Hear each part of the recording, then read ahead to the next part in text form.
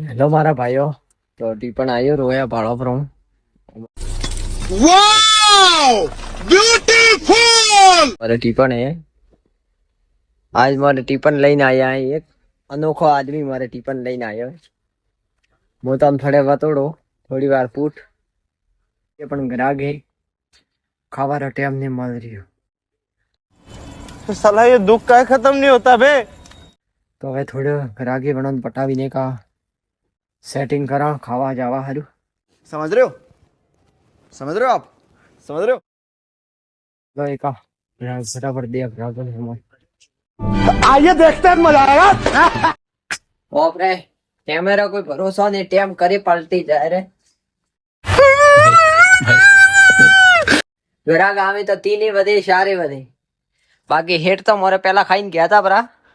अबे साले खाली मारे से बाकी है फटाफट खाओ टीपण अरे आवारा पीतो को पास खावा हाल तो हालो को खा हाथ बीजा धोई नौकरी थाली लेने खावा।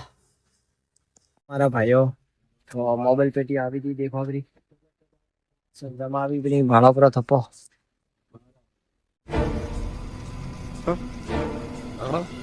ઓ વાળો वो बैठो मोबाइल पेटी वाला हेठ અને ये આગળ પડી વીધી ને વીધી बाकी ये तो सब जमावी बाकी दोरा खूब हुआ रे वजन खूब है ने एक पेटी में कम से कम 5 किलो वजन है। झूठ बोलो, बार बार झूठ बोलो।